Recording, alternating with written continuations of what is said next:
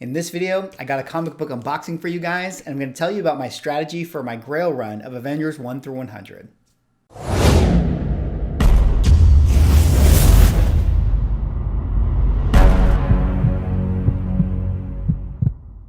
Ladies and gentlemen, welcome back to another video with Swaggle.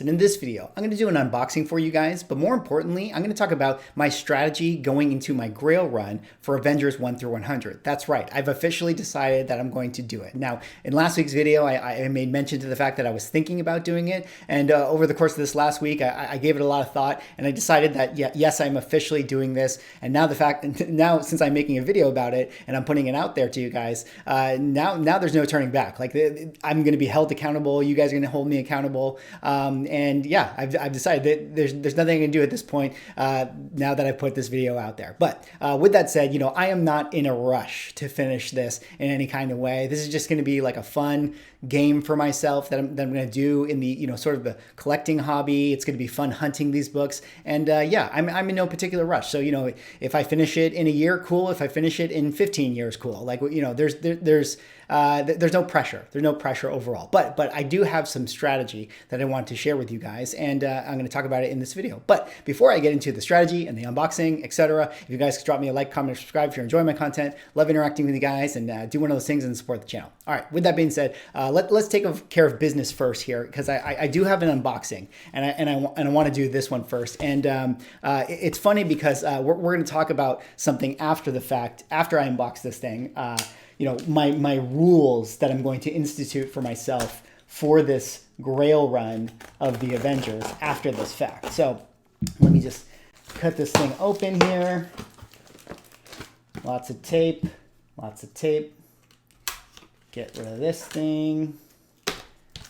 So yeah, this is something that was cool. I gave it a lot of thought, and then I did technically order this book ahead of time of when I decided that I was officially going to do my Grail Run here, and for that reason, oh wait, I gotta take this off because it's in this large bag for some reason, and this thing is covering it, and we gotta take this thing away because then I can't show you guys. All right, so I got a mail call. Official unboxing here for an Avengers book, which I felt like was appropriate to open for this particular video. And this book right here is going to be Avengers number 46, first appearance of Whirlwind. And if you guys remember, I did a video a couple weeks back that was my sleeper spec books for with Swaggle. And I talked about this book specifically because this is the first appearance of a character known as Whirlwind, and Whirlwind is one of the arch rivals to the Wasp. And I think that the Wasp is going to be a big character still moving forward into the MCU.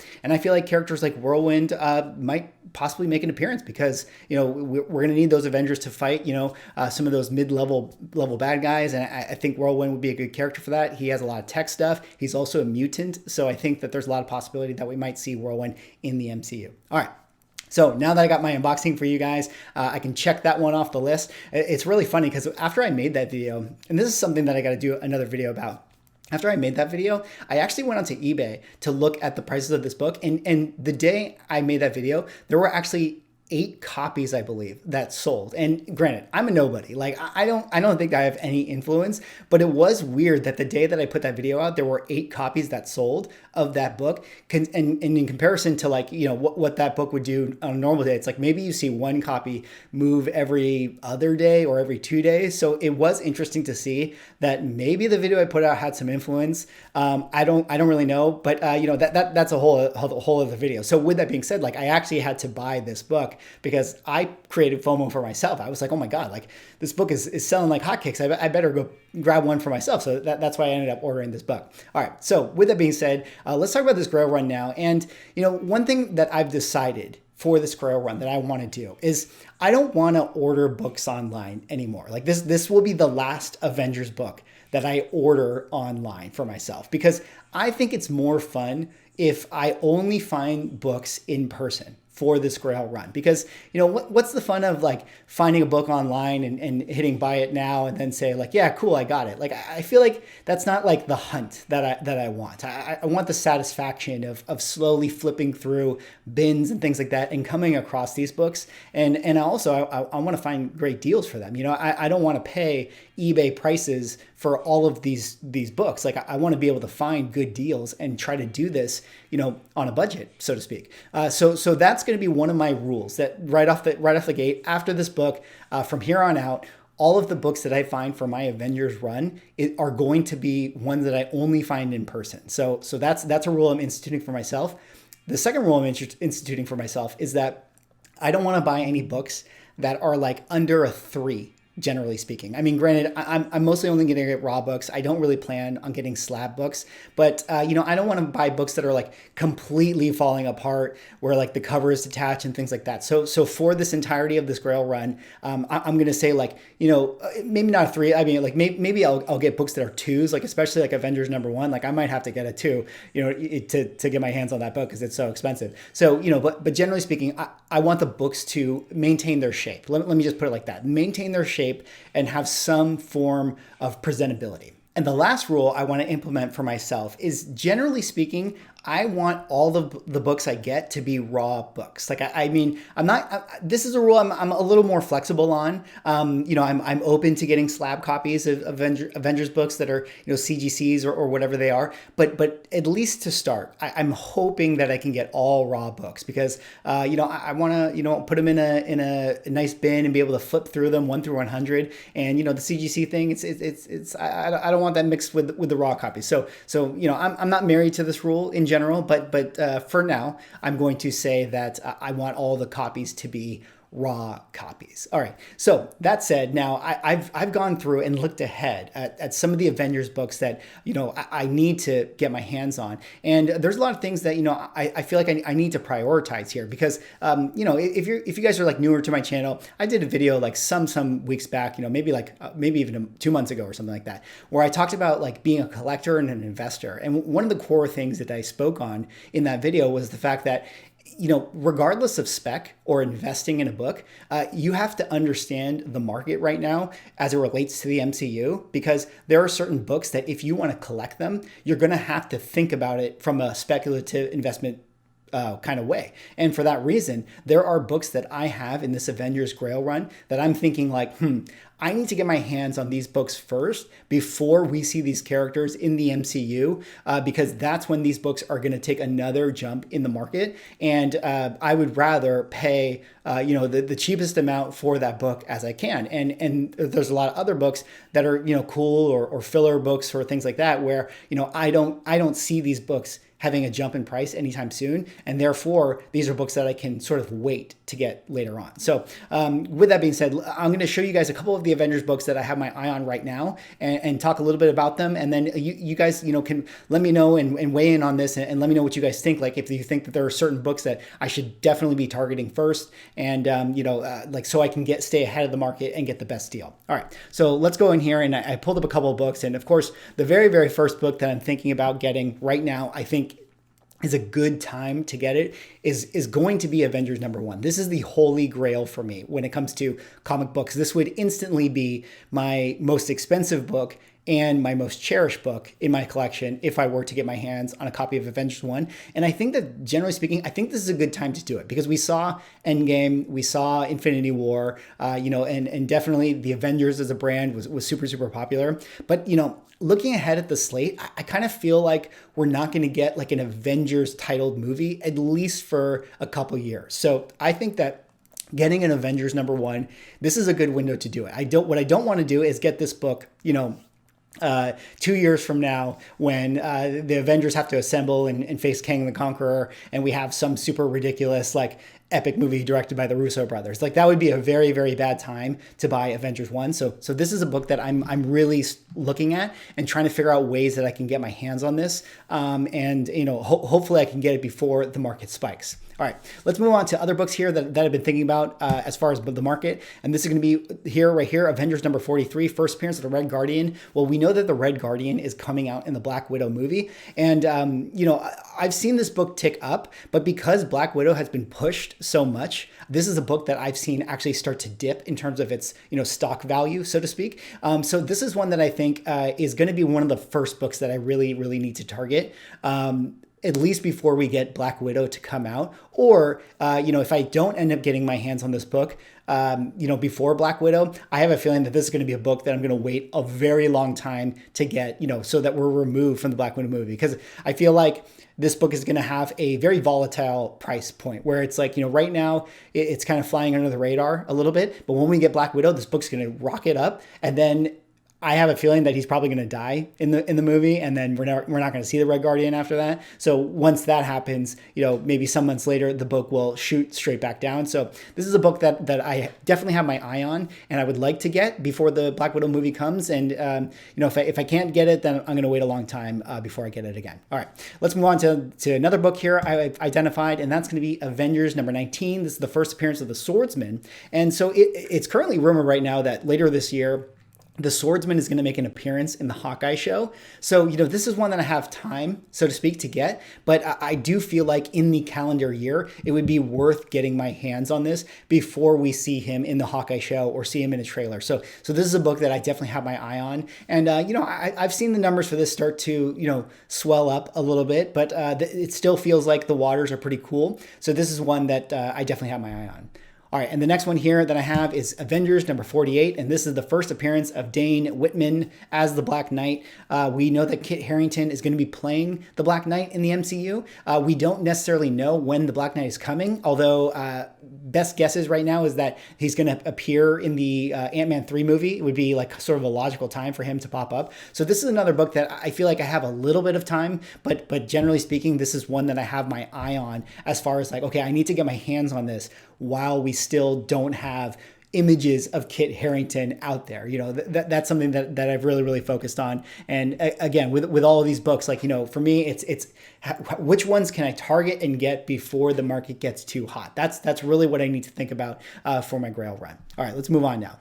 The next book I am thinking about here is Avengers number 62, and this is the first appearance of M'Baku. Of course, we already have M'Baku in the MCU, but one of the things that, is interesting about this book to me is that as soon as we get Black Panther 2, I mean, it's safe to presume that the actor playing M'Baku is going to be in that movie. And when we start to see those trailers and when we start to see him, having a continued effect on the MCU, this book is going to jump up again. That's the thing with these books is that, they're always kind of yo-yoing up and down based on the market. But, as soon as there's confirmation that he's going to play a role in Black Panther 2, and I can't imagine that he's not going to play a role in Black Panther 2, this book will spike up again. So this is one that I'm definitely looking at, definitely focused on, and wanting to get my hands on while we're sort of in this lull, in this window.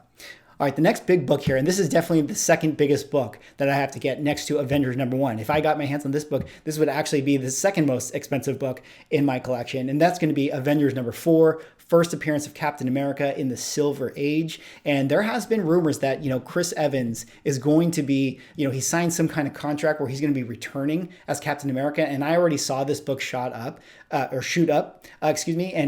this is something that's really interesting because I actually had a little window to get this book over Christmas for a really, really good deal. But I passed on it, and I kind of regret it because now I've seen like the numbers, 1.5x for what I could have got with this. So this is one that, I'm definitely eyeing, I'm really interested in, and I'm hoping that I can get before, we get some semblance of why Chris Evans is going to be returning. Like, this is one that I feel like I need to get before we get Chris Evans back into the MCU because, again, it's going to jump again. All right, a few more books here that I've identified that I wanted to share with you guys. One, Avengers 55, there's speculation that Ultron might come back. So this is one that I've definitely been thinking about in terms of like, okay, maybe I should get my hands on this book if I can find a good deal before we get Ultron again in the MCU. Kind of rapid fire here. Avengers number 10, Immortus. We know that we're going to get Kang the Conqueror. Luckily, I do have Avengers 8, the first appearance of Kang, but I have a feeling they're going to do some kind of Immortus storyline. So, maybe that'll be in the Moon Knight show with the, Egyptian stuff, or maybe, with Rama-Tut, or maybe we're going to see Immortus in some kind of like time travel stuff, like maybe in the Loki show. I mean, who really knows, like with this thing. So this is one that it's hard to pinpoint when is a good time to target this, but I'm definitely got my eyes on it. Moving on here, Avengers 28. This is the first appearance of the Collector. Collector already in the MCU. This book's kind of been flying under the radar a little bit, but if we get Benicio del Toro back in the MCU in some kind of way, or if there's a Grandmaster and Collector show together, this is going to be a book that ticks up again. So one that I definitely have my eye on. Avengers 11. This is one that I don't necessarily think has any sort of time requirement on it, but it is a important book because this is the first time Spider-Man and the Avengers meet. So this is one that, I have in my back pocket. I'm not necessarily in a rush to get this. I don't think there's going to be any cultural things that pop up to make this book important, but this is one that I just kind of wanted to identify as like, okay, this is a key book that I need to hunt. Similarly, Avengers 16, the very, very famous cover with Captain America where he says Avengers Assemble. This is another one that I just need to hunt, and I need to be diligent about finding this one because these are ones that people typically love and hunt or collect. So these are ones that are going to be harder for me to find. Avengers 25, here's another one where it's like, as soon as we get Doctor Doom in the MCU, I know we're going to get Doctor Doom in the MCU, but like as soon as we do, this is going to be one that people just love. Like, is this the first time we see Doctor Doom against the Avengers? And, I think there's good reason to believe that we're going to get the Avengers versus Doctor Doom in some kind of way in the MCU. And when that happens, this book for sure will definitely be a hot book.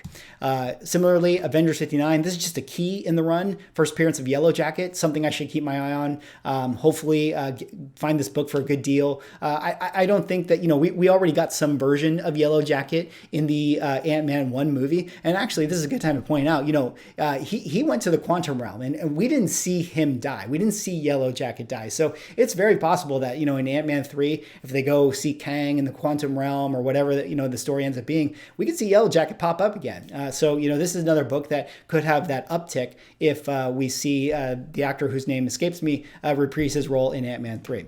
All right, and then the last book here that I just kind of wanted to point out as far as like Avengers books that I need to get my hands on that are not filler books is Avengers 57, and this is the first appearance of Vision. And of course, we have Wandavision going on in the MCU, and this would be the worst possible time for me to buy this book. So of all the books like that are sort of the keys and the Grail books within this run, I could imagine that Avengers 57 might actually be one of the very, very last books that I end up getting to complete my run. Because right now, this book is so hot. I mean, people are obsessed over Vision and Wanda stuff. So I'm definitely not going to be buying this book anytime soon. So I'm going to wait till the water's cool. We'll see, though. We'll see if Vision, continues to live in WandaVision. Does he, have more of a role in the MCU? I don't really know. But I know right now is not the time to buy, so I'm going to wait. I'm going to wait with this book, and for that reason, I can see this being the very, very last Avengers book that I end up getting my hands on.